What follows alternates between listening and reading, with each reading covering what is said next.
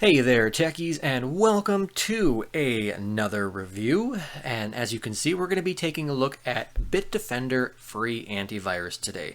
Now, the reason I chose Bitdefender next is I figured I'd look on my channel and see what was the most viewed antivirus review of all time.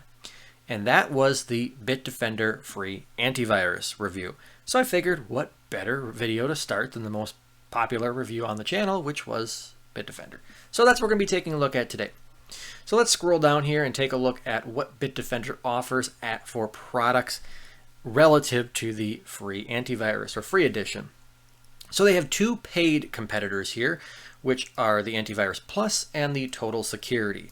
The Antivirus Plus is going to run you $30, whereas the Total Security will end up running you $40. Scrolling down even more, what do you get with the free versus the paid? Well, obviously the free comes with your complete real-time scanner, web filters, some behavioral modules, and it's nice to see that they actually included the Bitdefender Photon behavioral detection engine in the free version. Now, for those of you who don't know what Bitdefender Photon is, it's basically an artificial intelligence. Well, I mean, they call it artificial intelligence, but essentially it's just a behavioral module that looks at files on your system, and if they're known to be safe files, it's not going to scan them again unless those files, or I should say applications, will try to access parts of the system or start behaving in a malicious intent. So if the files aren't behaving in a malicious intent, they're known to be safe, it's not going to scan them. This, of course, results in a much better performance of your system because your antivirus is not constantly scanning files that are known to be safe. So that is a really, really nice feature right there. That's basically the quick little rundown of it. I mean, there's write-ups online you can see of the kind of the detailed analysis on what Photon exactly is.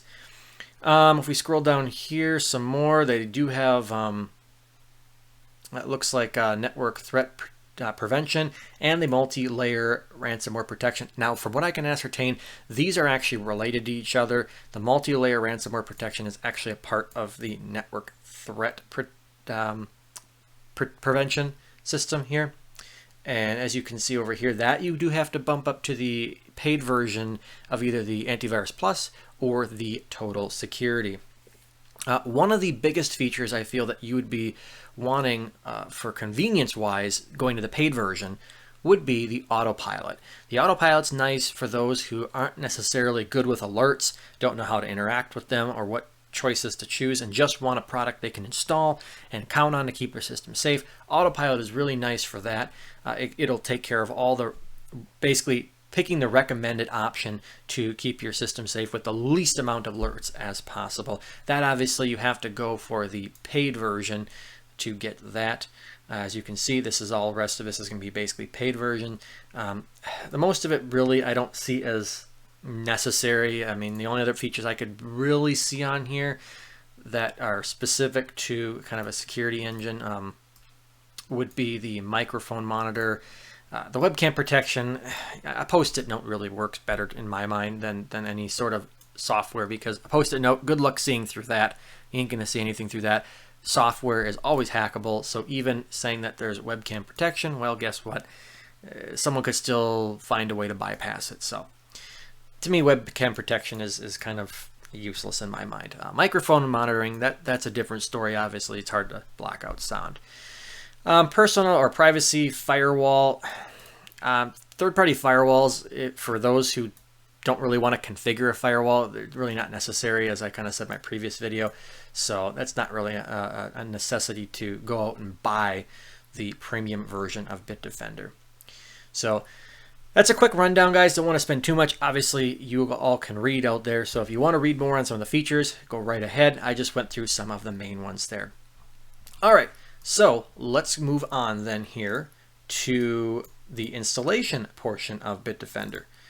So let's go ahead and actually I'll run as administrator as I always do. And we're going to go ahead and see how long and what the installation process is like here.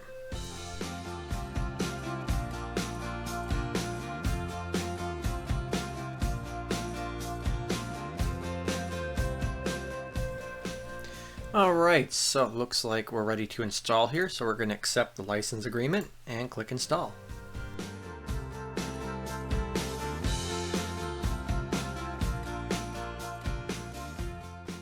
it looks like the installation is, well, it still says installing, but it's got the check mark there, so I don't know what exactly that means. Anyways, we're going to continue.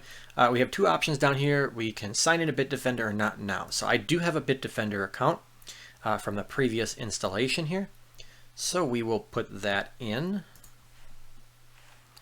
Let's see, sign in.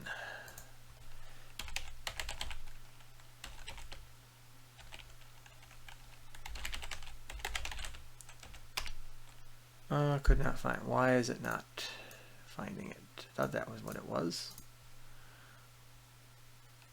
All right, hold on, guys, while I sign in a Bitdefender here quick.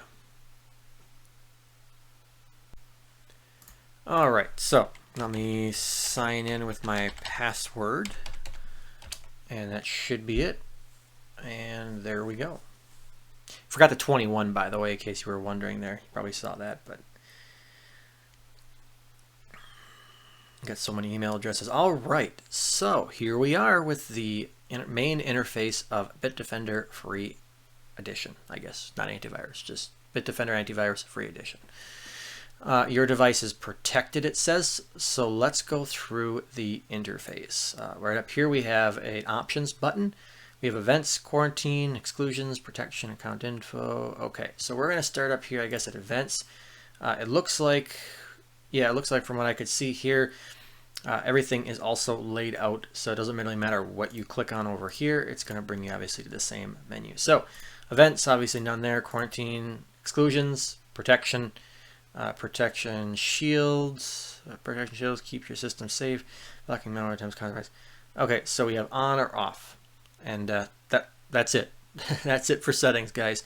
So for those of you realistically looking for a no frills kind of just install antivirus and just let it go, this obviously right now is looking like it's something that you might want to consider. So we'll obviously see with the testing later on what we're going to have.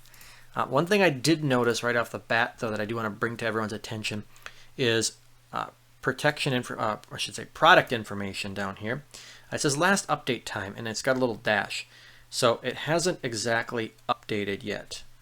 So it might be downloading right now, but it doesn't really indicate. And I don't know if I haven't seen an update button at all on here. And there's really no other options. View offer, drag, system scan. Yeah, there's no update button, unless I'm really missing it here, because account info is just going to have, yeah, no, there's open source. No, I don't see an update button. All right. So that's something that I really don't like off the bat right now. I really wish there's an update button. I realize that it's more of a cloud-based scanner, that they don't really need an update button. But for those of you who have watched my channel in the past, I've explained why having signatures, at least on the system, are important. For instances, let's say you don't have internet and you plug a flash drive in. How is your cloud-based scanner going to check to see if there's malicious content on that flash drive if it doesn't have an internet connection? So that's the biggest thing right there, is at least having some sort of protection, and not relying completely on 100% cloud-based, because keep in mind most of their behavioral detection works in the cloud too. So you're relying 100% on basically internet-based security. So if you don't have an internet connection, then you're going to be looking at, you really don't have much in the way to go through after that. So definitely a knock against them. So let me go back here and let's just see if it's still updating. Okay, yeah, it's still updating here, guys. So what I'm going to do is I'm going to go ahead and let this update before we do anything else. Well, I guess. All right, everyone. So Bitdefender has successfully updated. Let's go ahead and open up our Process Explorer here to see how many processes we have running. It looks like we have 1, 2, 3, 4, 5, 6 processes currently running in the background, and one of them is taking up 641 megabytes. So I'd like to see that a little bit lower, but if Bitdefender successfully protects the computer from all the malware we're about to throw at it, then maybe it's worth the 642 megabytes of RAM that it's taking up on the system. So with that said, let's go ahead and move on to our web threat prevention. So we have Bitdefender all up to date. As you saw, it was up to date. I'm curious to see now. Let me open this up. Okay, it's still saying last update time is a dash, so I don't understand that. If that maybe that's the program and not the definitions, that just doesn't seem. It seems a little bit discombobulated to me. I really wish they would have the update process a little bit more streamlined. But as you can see here, according to the logs, we did have a update that successfully installed here. All right, so let's go ahead and run the script here. And 3, 2, 1, here we go. Tons of malware launching now.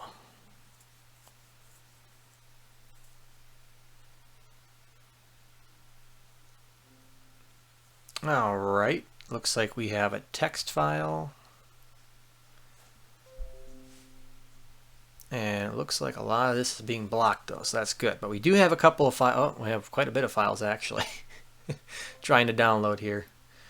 But as you can see, Bitdefender is hard at work, blocking a whole bunch of different threats. So let this mellow out a little bit here. All right, let's go to, let's just see, I guess OneDrive's not going to get blocked because that's, OneDrive. But it looks like most of this actually has been blocked by Bitdefender itself, and all these little icons here, we're just going to skip over those because we know those are blocked. Looks like, okay, this one just doesn't seem to be working. Oh, maybe it's free webs. Oh, that's just the hosting site. So that one was shut down. This one might have just been a download. This one looks like it was also shut down. Okay, let's see if we can't get this to, let's just close out and see if that does it. There we go. So some of these might not be working. Looks like actually quite a few of these might not be working today, but it's hit or miss. Okay, these are actually, yes, this is a phishing website, obviously. And as you can see, the URL is not Instagram, yet it's advertising itself to be Instagram. So this one did get through, and it looks like this one was blocked right here. Okay, let's go to the downloads now and just kind of see what we have in downloads. Okay, resume. It looks like maybe those were blocked. So can we go try to resume them, I guess. Let's try that and see what happens.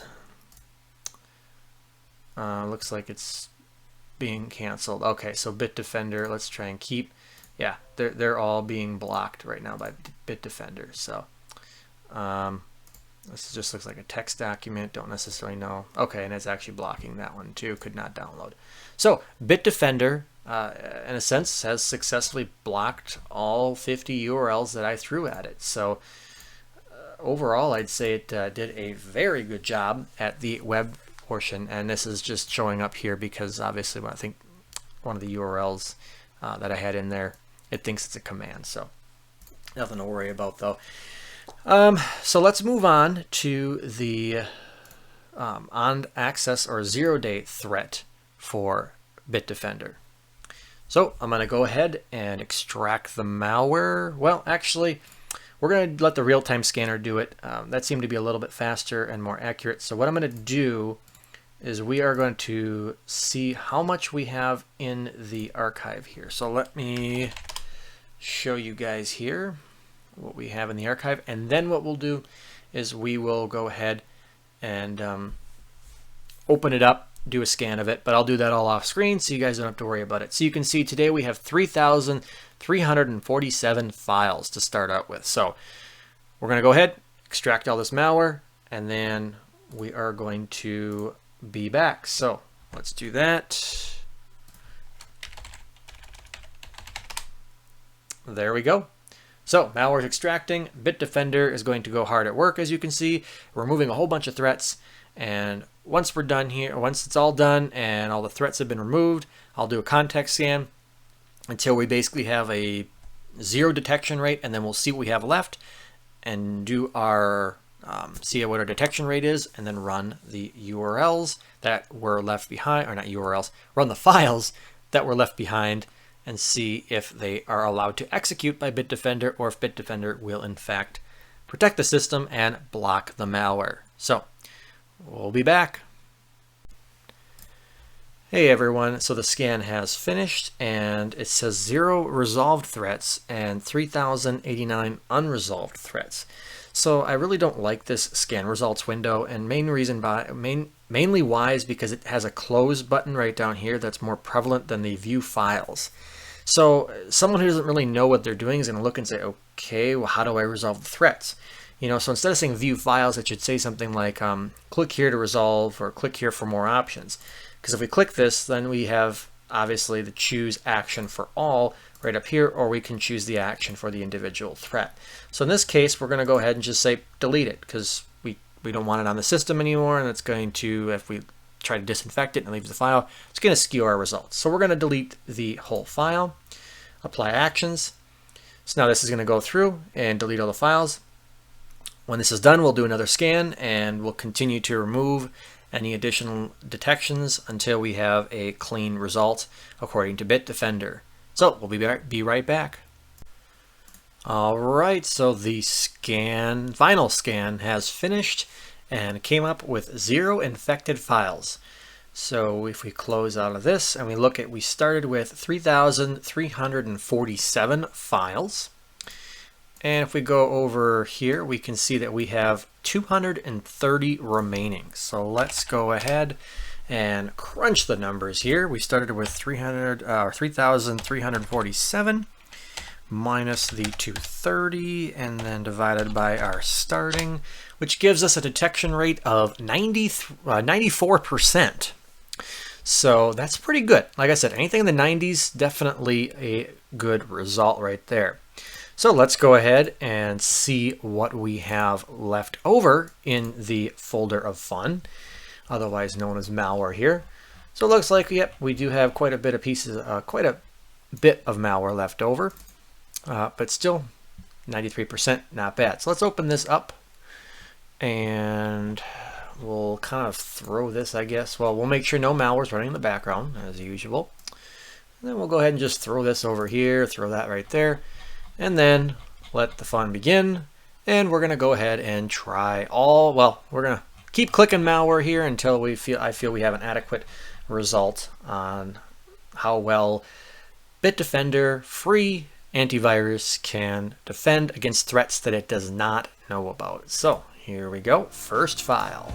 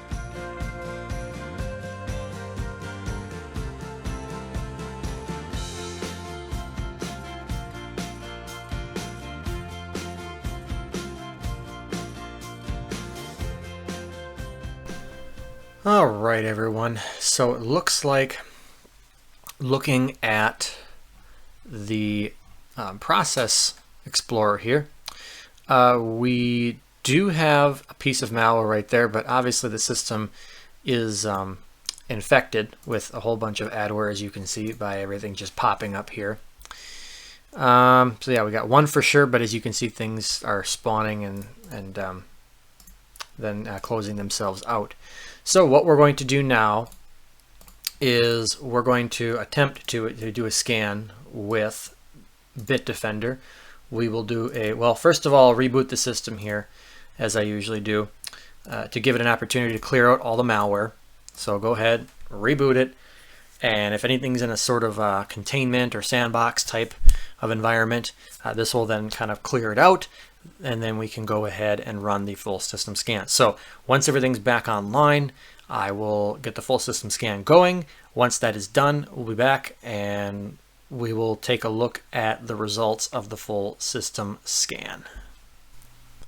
So the scan has finished and it found 0 infected files. Now we do know there is actually malware on this system, not only by the desktop, but if we go to Process Explorer, you'll see that there are 3 processes currently running on the system that have been detected by VirusTotal, and 4 if you count the Yandex Disk 2 sitting down here. Now VirusTotal, if I pull up the results of that specific file, it was seen 13 days ago, so it could be a false positive. However, I'm going to say it's malicious, or at least part of a malicious package for sure, because if we end up going back to our Process Explorer, you'll see this voice assistant, which I'm assuming is this right down here, is also by Yandex LLC. So I'm going to consider that malicious, or at least, packed with malware. So this may be a legitimate application, but unfortunately it was packed with malware in this case. All right, so with that said, we're going to close all of this out, and now we're going to do a scan with Hitman Pro. Now I thought I deleted this, but I guess I didn't. Let's do this again. Okay, so we deleted our folder of malware. I don't want Process Explorer. What am I doing? We want Hitman Pro. Let's close that out. I'm going to go ahead, open up Hitman Pro. We're going to run a scan with this after it updates and see what we have for results. So Hitman Pro has finished scanning and it found 3 pieces of malware on the system. Granted, they are potentially unwanted applications, which is probably the most benign form of malware out there. But nevertheless, it is malware, and they're something that you really don't want on your system, just because they're going to be a nuisance, popping up all the time, and just drive you nuts, to be honest with you, especially if you have as much on here as you do, because when I reboot this system, there's about 3 or 4 pop-ups that come up, and then this gosh darn thing over here decides to pop up every so often too. So overall, how do I feel Bitdefender did in this test? Well, it had some good moments. The web threat analysis portion of the test was pretty good. It did miss one phishing URL. I think it was pretty sure it was one phishing URL. But overall, out of 50 links, it blocked everything else. It did not allow any malicious files to actually run on the system. All were quarantined successfully by Bitdefender. The on-access, or I should say the Malware Pack test, obviously here has proven their deficiency in their adword detection capabilities. That is one thing that they could really improve on. If you did decide to run Bitdefender Free Edition, I would definitely pair it with Malwarebytes. But unfortunately, Malwarebytes, to get the real-time protection, you have to pay for it. So at that point, you may want to consider a different solution. One of the nice things, though, about Bitdefender is their interface if going for a minimalist type of design is what you're looking for. Someone who's a non-techie kind of user who is looking for that minimalist design, maybe grandma or grandpa need just a quick little antivirus on their computer, something that's going to take care of itself. This would definitely be something to consider, mostly because it does take care of itself. It's going to present very few alerts, and for the most part, keep your system free of any serious malware infection. However, if grandma and grandpa are known to click on links and install tons of toolbars, well, then they're probably going to have a problem with adware, and this thing's just going to keep chugging along saying everything's okay. And you may want to consider something else. Now, I do have 2 pretty big gripes about Bitdefender. And the first one is the update button. I really wish they would include some sort of status or just a button somewhere around here that says update or just update status, or click here to check for updates, just to give the user a peace of mind that the product is actually up to date, and not have them have to go even in here and check because, oh, now it shows last update time. See, I don't understand why that wouldn't show up earlier. I don't know if that's program update or signature updates or whatnot. So that's some of the things that I really wish they would work out, is be a little bit more consistent on their updates. The other thing that I really like to see Bitdefender do away with actually is the requiring users to have an account.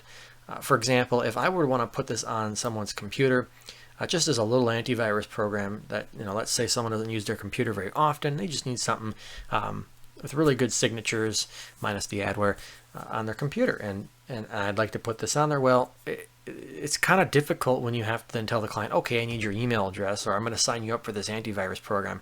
They kind of start getting a little bit defensive of, what are you signing me up for? What are you doing? Is this going to cost me money? No, it's free. So it's a lot harder to do that versus installing a program like Avast, AVG, Avira, Komodo, just to name a few of them right there, that don't require an account at all to use their product.